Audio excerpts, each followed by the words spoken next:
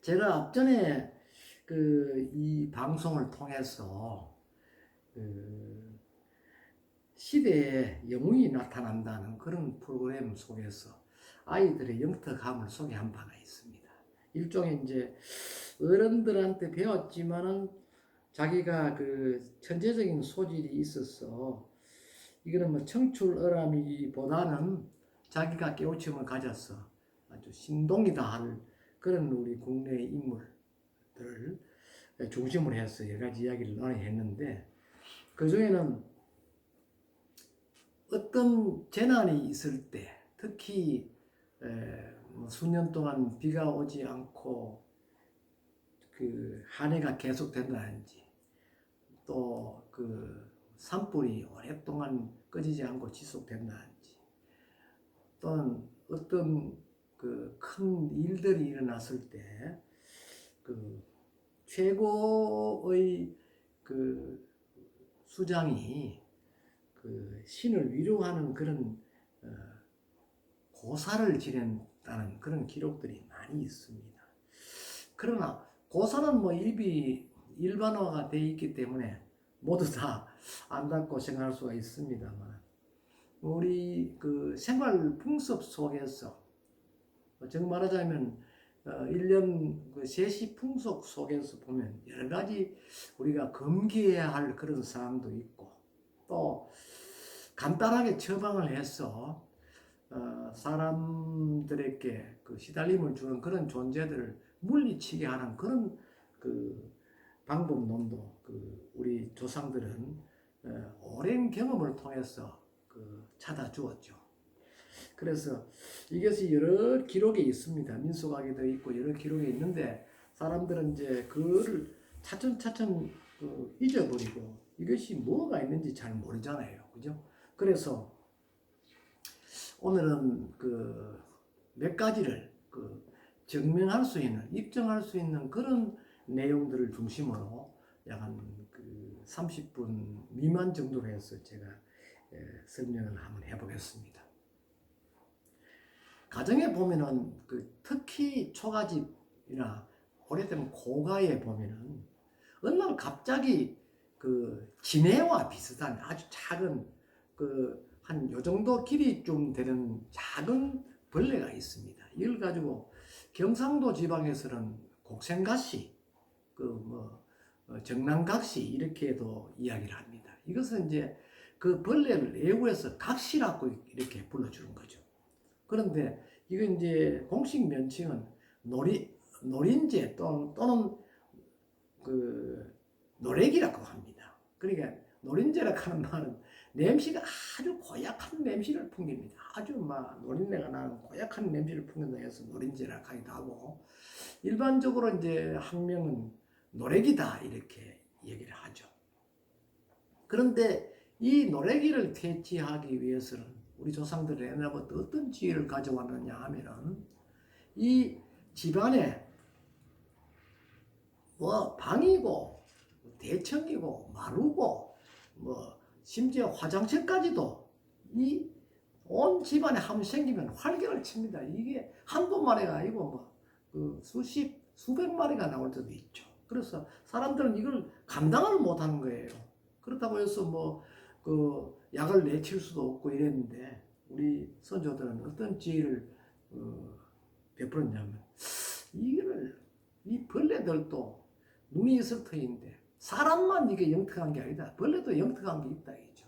그래서 글로 써서 대체하는 방법을 생각하는 겁니다. 그래서 일단은 벌레지만 이 이름을 정난각시다, 또 경상도에는 곡생각시다 이렇게 써서 곡생각시 또는 정난각시, 원거천리 이런 글을 창고지에 요만하게 길이 폭은 한 2cm 정도가 길쭉하게 살려서 여러 개를 만들어가지고 요소마다 그것을 갖다 붙입니다. 붙이고 나면 2, 3일 내로 벌레들이 흔적도 없이 사라진다는 것이죠.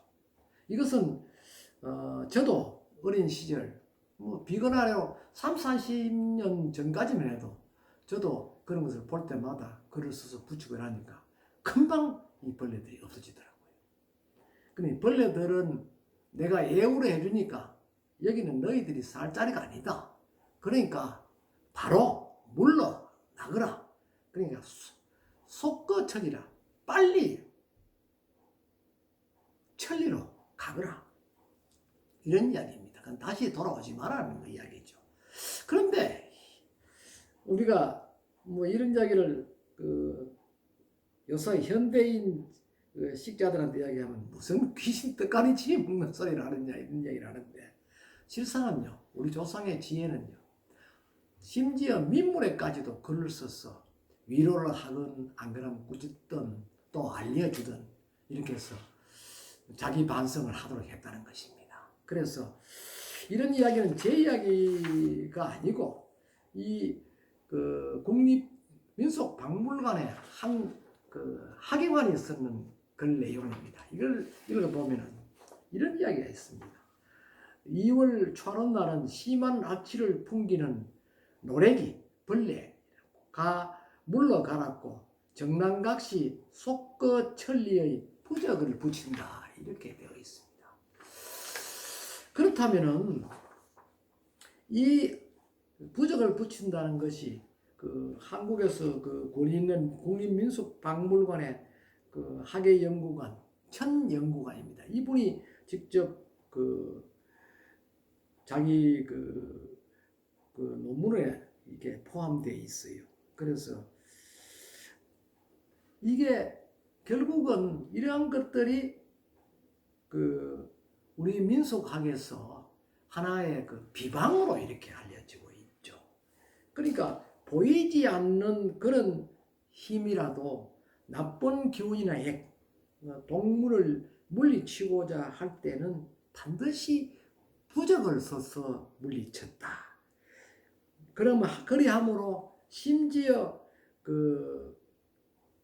병들도 부적을 통해서 물리치는 병부가 있다. 이렇게 적어두었습니다.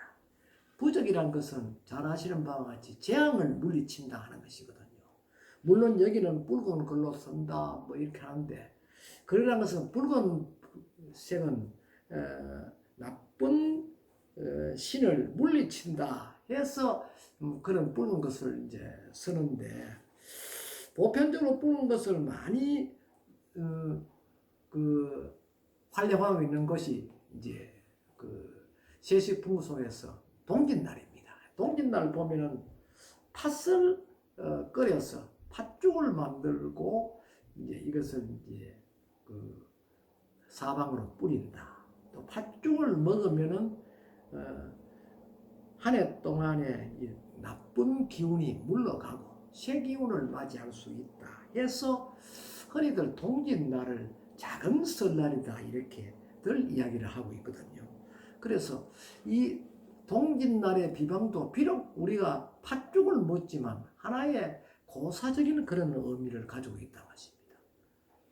신에게는 우리가 어떤 음식을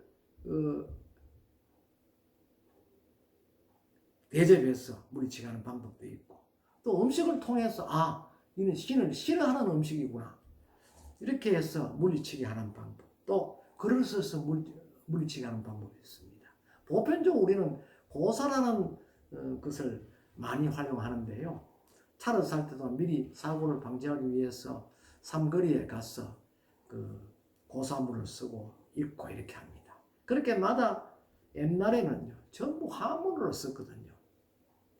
신은 선조들의 내려오는 풍습에 보면 신들은 공부를 전혀 하지 않았던 신도 일단은 신이 되어버리면 그 어려운 한문도 전부 다 이해를 하고 읽을 줄 안다는 것이죠.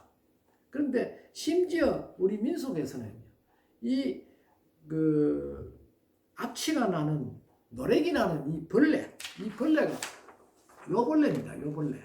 이 벌레가 어찌 한문으로 쓰라는 글을 보고 지가 이건 인간 세상에 왔는데 내가 잘못했구나, 물러나야 되겠구나 하는 그런 판단을 할 수 있었을까 하는 것입니다. 그러니까 이게 영험이 있느냐 없느냐 하는 것은 둘째지만 실제 경험을 해서 오랜 그 세월 동안 이로써 이것을 물리쳤다는 것입니다. 그래서 우리는 옹고이 지시라는 말이 있듯이 애것은 버려서는 안 된다는 것이죠. 뭐 아무리 로켓트가 나르고 뭐 달나라 가고 할지라도 인간이 이 시점에서 풀지 못하는 게 많이 있습니다. 그래서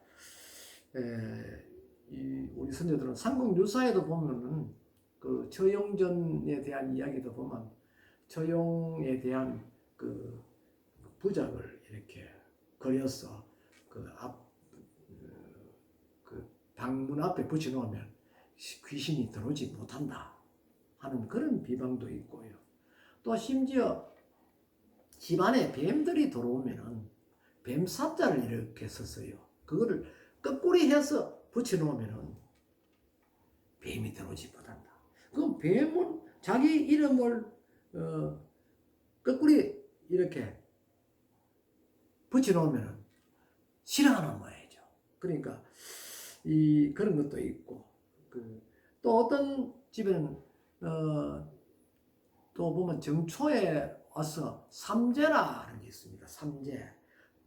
자네는 삼재에 들었네. 3년간 재앙이 온다는 것인데 여기는 재앙은 뭔가 하면 수재, 물에 대한 재앙이 있고 화재, 불에 대한 재해가 있고 풍재, 바람에 의한 재해를 입는다 해서 삼재를 모두가 상당히 금기사항으로 또 무서운 어떤 존재로 이렇게 평하고 있습니다. 여기에 대해서는 우리 선조들은 이 삼재를 슬기롭게 극복하기 위해서 어떻게 했느냐. 이 민수학에 보면 3마리의 매를 그려서 문설주에 붙여놓는다. 매를 3마리 그려서 문설주에 붙여놓으면 그 삼재 당사자는 피해가 없다는 것입니다. 이 보세요. 그림을 그리든지 글로 쓰든지 또 음식을 내든지 하면은 반드시 그 효용을 받았다는 것이 우리 민속에 나오는 이야기입니다. 이 한국의 마을 신앙에 보면 제가 집필한 글도 있습니다. 이 마을 저는 동제에 대해서 글을 썼는데 동제 같은 경우도 역시 마을 신앙이거든요. 신앙인데 마을에 무사 안녕과 동물들이 많이 번식하고 또 병이 없게 해달라는 그런 내용의 충문을 써서 매 새해 정월 대보름날 새벽에 당산목 앞에서 제를 지내면서 충문을 읽습니다. 그러니까 그 충문을 들은 당상신이 그 재앙을 미연에 방지하도록 해준다는 것이죠. 또 한 예로는 여러분들이 너무나 잘 아시는 바와 같이 애프터 농촌 마을에는 뚜레라는 게 있었습니다. 뚜레라는 것은 뭔가 하면 품앗이입니다.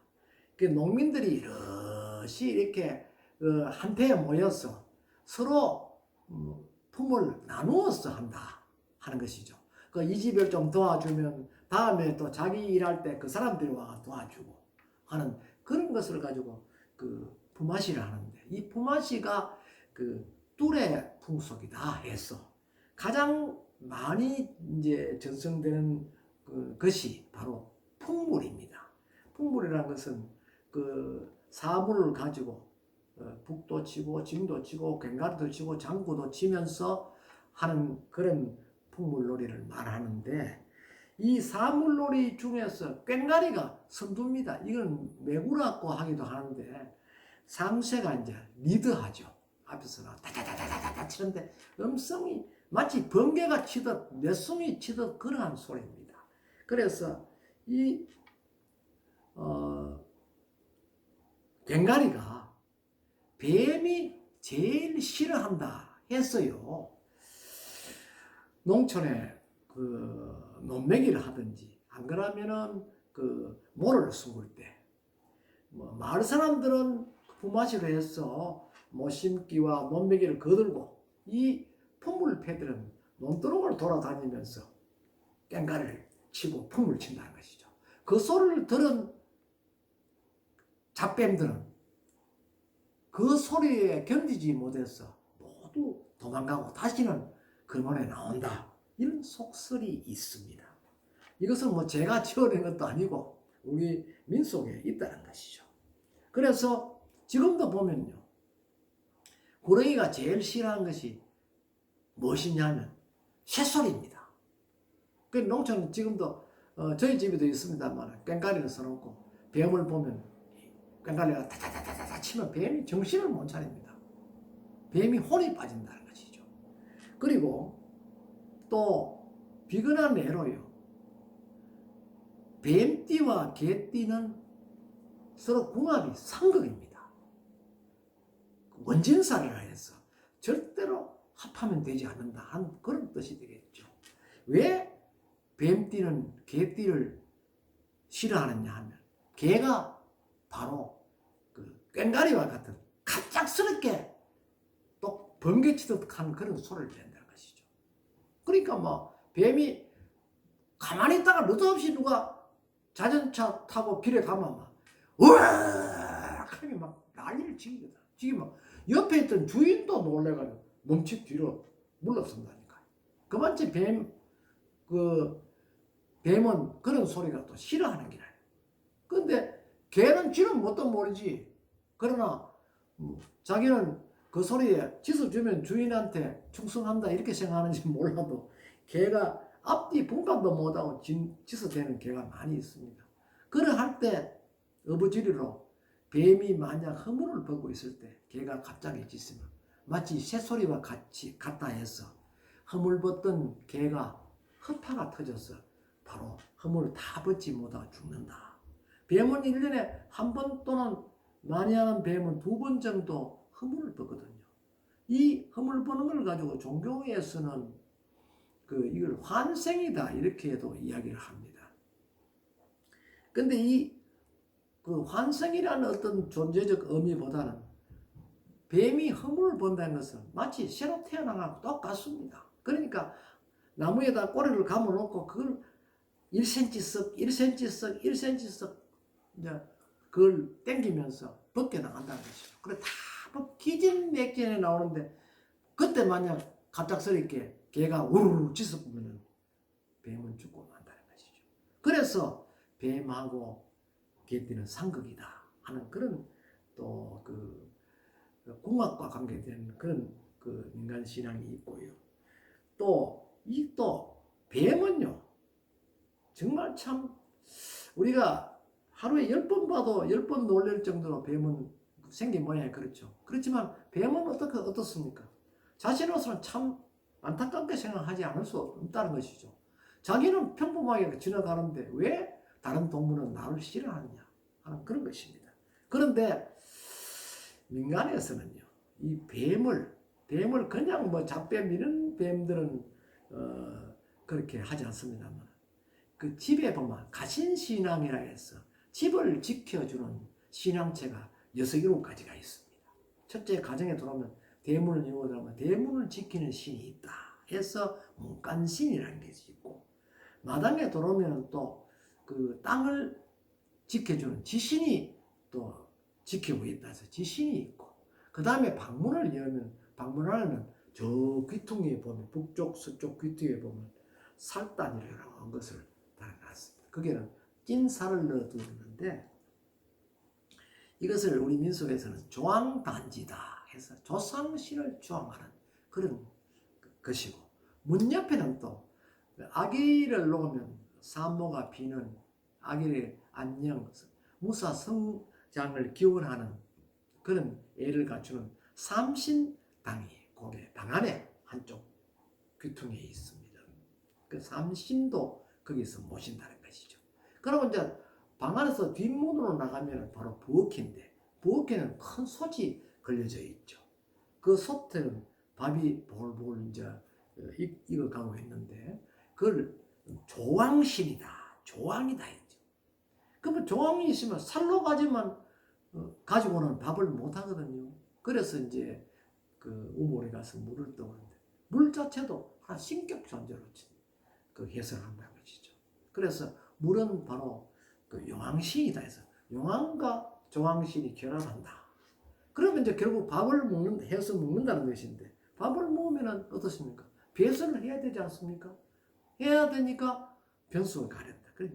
제일 사람이나 동물이나 먹고 원만하게 그 배설을 해야 건강하다는 것이죠. 그래서 변소의 화장실의 신을 대장군 신이다. 장군도 그 대장군이다 이렇게 칭을 하고 있죠. 그리고 또 그 옆에 그 소, 마구나 돼지, 우리에 있는 그 동물도 역시 이제 인간에게 이로움을 준다 해서 직간신앙이라고 해서 또 애를 갖췄습니다.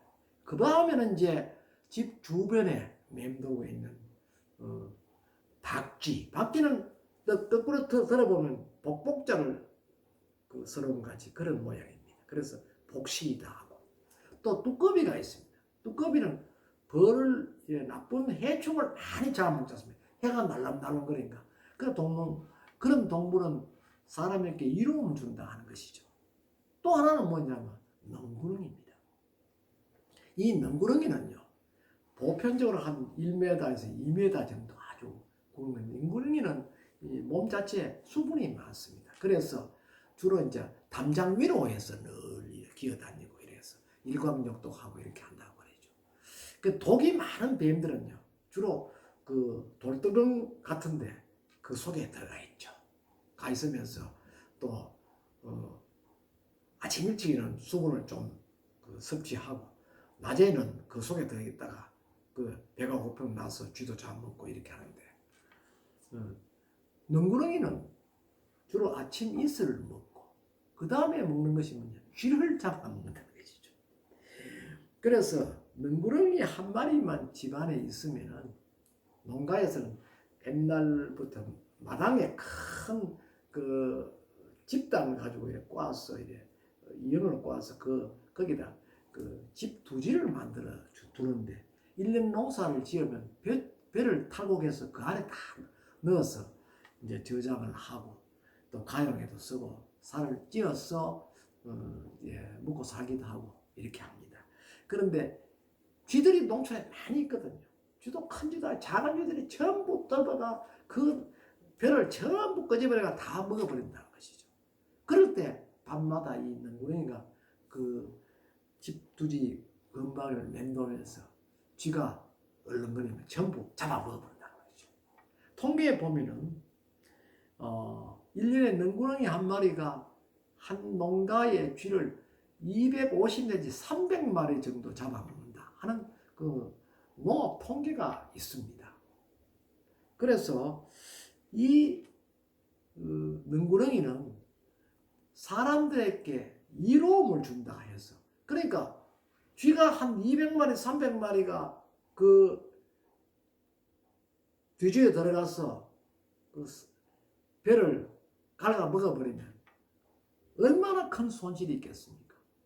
그리고 또 이 구렁이는 밤마다 그 지붕격으로 가서 처마 쪽에 그 구멍이 들어가서 참새 같은 것을 새끼도 잡아먹고 큰 것도 잡아먹고 참새는 뭡니까? 나락 즉 벼를 해치는 그런 그 해조입니다. 그래서 농민들에게 능구렁이가 복신이다 해서 이를 가지고 지킴이다 이렇게 불러왔던 것입니다. 그래서 늘 보름 때 되면은 그 능구렁이에게 밥을 주는 일을 갖추기도 합니다. 그런 이제 우리 민속학에도 정말 그 우리 그 현대인들이 배울 점이 참 많다는 것이죠. 저는 뭐 이 책들을 읽어보면서 정말 아직까지 민속학에 대해서 깊이 있는 공부를 내가 하지 못했곤 해서 지금 늦은 나이입니다만 틈틈이 이것을 읽어보면서 새로운 것을 익히고 오도록 합니다. 집안에서 이제 환란이 일어나면은 보편적으로 그 부적을 써서 물리치고 또 있는데 아까 앞에서 말씀드린 바와 같이 이러한 동물들 심지어 민물까지도 인간이 쓰는 이 글을 읽을 줄 안다는 거죠. 그러니까 적자는 식자다는 것입니다. 이런 것을 볼 때는 정말 우리가 동물들에게도 배울 것이 있다 하는 것입니다. 앞에 영탕한 아이가 나오는 것은 속담에 할아버지가 손자에게 배울 게 있다 하는 말과 같다는 것이죠. 그래서 이 부작은요, 흔히들 보편적으로 만사형통 부작이다 이렇게 하거든요. 붉은 것과 이렇게 하고 이렇게 하고 이래 하거든요. 이래가 또 악자를 이렇게 악자를 쓰고 쓰고 이렇게 해가 저녁석자를 두 개 쓰고 이쪽도 저녁석자를 이렇게 쓰고 이렇게 써서 뭐 이것을 다시 뭐 이렇게 하고 이렇게 해서 이런 만사형통부를 그리기도 합니다. 근데 부작이란 것은 누가 이렇게 만들었냐 하는 것은 아직 확실한 걸 알지를 못합니다. 그러나 옛부터 이런 부작류를 그려왔다. 그리고 지금 인터넷도 보면 여러 가지 부작이 많이 있습니다. 건강보다 그 다음에 뭐 공부를 잘할 수 있는 부작이다. 시험 합격할 수 있는 부작이다. 많이 있는데 이것은 제가 생각하기로는 자신이 가장 정성을 들여서 그것을 그리고 그 염원대로 내가 실천하겠다는 마음을 가진다면 모든 게 이루어지지 않겠나 하는 것을 제가 강조하고 싶습니다. 한낱 민물들도 이해한다는 그런 내용들을 현대사에 사는 우리 인간들이 모른다면 정말 안타까운 일이죠. 그래서 며칠 전에도 제가 요사이 병마가 나무 한 대 대해가지고 제가 글을 써서 천만리 밖으로 가서 소멸되어라고 내가 위로하는 아무리 병마지만 자기도 생명력이 있거든요. 위로해서 달래서 보내는 그런 소지 행사를 했습니다. 그래서 여러분들도 그러한 염원들을 대수롭지 않게 생각하지 말고 한번 실천해보는 지혜도 필요한 게 아닌가 하는 그런 생각을 하면서 오늘 제 이야기는 여기서 마치도록 하겠습니다. 감사합니다.